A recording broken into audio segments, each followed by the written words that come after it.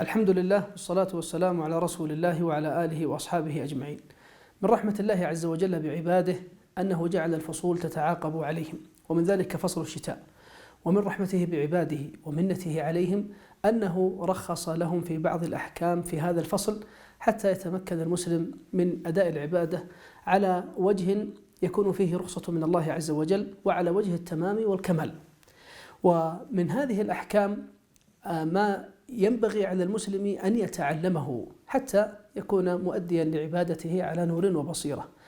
يكثر في فصل الشتاء إشعال النار، وللنار أحكام في هذا الفصل، ومنها أنه لا ينبغي للمؤمن أن ينام والنار مشتعلة، كما قال النبي صلى الله عليه وسلم قال: إن هذه النار عدو لكم فإذا نمتم فأطفئوها.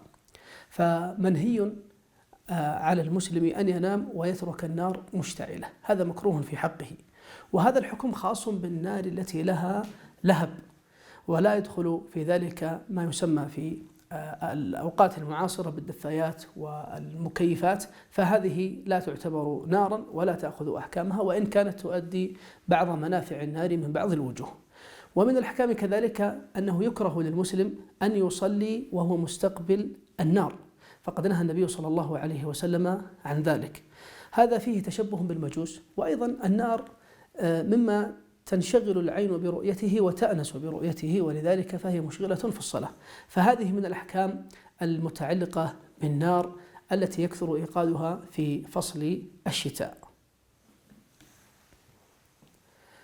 ومن الأحكام كذلك أحكام البرد الشديد، والبرد الشديد له أحكام تخصه، وعلى المؤمن أن يتقي الله عز وجل وألا يدخل الهوى في هذه المسائل.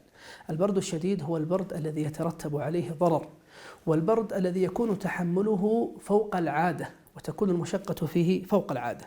فالبرد الذي تتحقق فيه هذه الأوصاف بأن يكون يغلب على الظن أنه يسبب مرضا، أو أنه يزيد من المرض، أو أنه يؤخر البرء أو نحو ذلك، فللمؤمن حينها بعض الرخص من الله عز وجل، من ذلك التيمم، فإن الوضوء يسقط حينئذ، ويشرع للمسلم أن يتيمم، فإن تيمم في برد غير شديد فإن صلاته باطلة. فعلى المؤمن أن يتحرى الضابط الذي يفرق بين البرد الشديد وبين البرد الذي يعتاده الناس. وأيضا مما يسقط عن المسلم كذلك أداء الصلاة جماعة، فإن الجماعة تسقط، فإذا كان البرد شديدا وغلب على ظنه أنه يمرضه أو يزيد من مرضه فتسقط الجماعة عنه حينئذ. فإن تخلف عن الجماعة في برد غير شديد كان آثما بتركه لصلاة الجماعة. ومن الأحكام كذلك ما يتعلق بتغطية الرأس والوجه. أما تغطية الوجه فإنه تتعلق به بعض الأحكام. أما الوضوء فلا يجوز للإنسان أن يمسح ما غطى وجهه باتفاق أهل العلم، بل ينزع ما غطى وجهه ويغسل وجهه في الوضوء.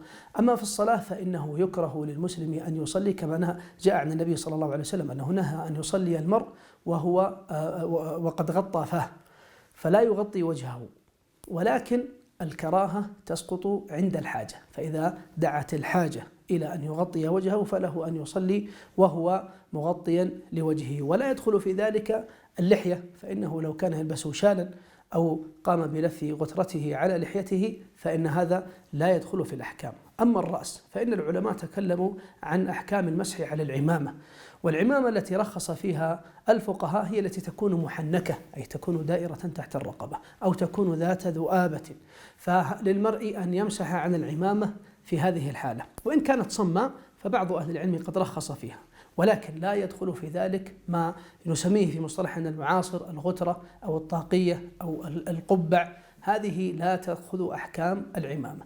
فيجب على المسلم إذا أراد أن يتوضأ أن ينزعها من رأسه وأن يمسح عليها ولا يعطيها حكم العمامة. وأما المرأة فإن كان خمارها يدور أيضا تحت رقبتها فلها أن تمسح على الخمار، وإن كانت تضع كما يضعه بعض النساء والله المستعان من خمار يدور خلف الرقبة فهذا لا تمسح عليه، بل إنها تنزعه وتمسح على رأسها. أما أحكام مسح الخفين فهذه من رخص الله عز وجل لعباده. وإذا كان المسح على الخفين رخصة فإن كثرة القيود التي تقيد أحكام المسح على الخفين تنافي كونه رخصة من الله عز وجل. ولذلك كل ما صح أن يسمى في لسان العرب خفا أو جوربا أو نحو ذلك فللمسلم أن يمسح عليه، فالمرجع فيه إلى لسان العرب. والمقيم يمسح يوما وليلة أي 24 ساعة، وللمسافر 3 أيام بلياليهن أي 72 ساعة.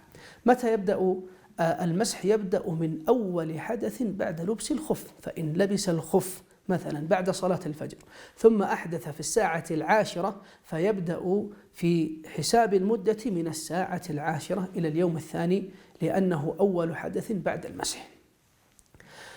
والمسح يكون مرة واحدة لقاعدة أهل العلم في أن الممسوحات إنما تكون مرة واحدة.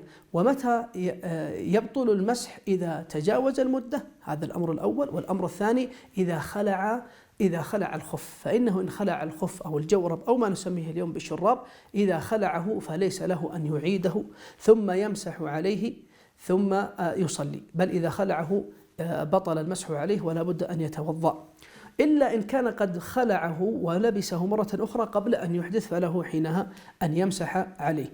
ومن شروط المسح كذلك أن يكون بعد طهارة، فلا بد أن يتوضأ ثم يلبس بعد ذلك الخف، فإن لبسه من غير طهارة فليس له أن يمسح عليه. وإن لبس شرابين فإن كان قد لبس التحتاني ثم مسح عليه وأحدث بعد ذلك، فمن هنا تبدأ أحكام التحتاني. فإذا لبس فوقه فوقاني ثم أراد أن يمسح فنقول له انزع الفوقاني وامسح على التحتاني، لأن الأحكام تعلقت به، فإنك قد أحدثت قبل أن تلبس الفوقاني. ولكن إن لبس التحتاني ولم يحدث ثم لبس فوقه فوقاني ثم أحدث، فحينئذ تتعلق الأحكام بهذا الفوقاني. فإن نزع الفوقاني وأبقى التحتاني فإنه قد بطل المسح عليه ولا بد أن ينزعه كاملا ثم يتوضأ ويمسح عليه. هذه بعض أحكام المسح على الخفين، فنسأل الله جل وعلا أن يفقهنا في دينه وأن يتقبل منا، وصلى الله وسلم على نبيه محمد.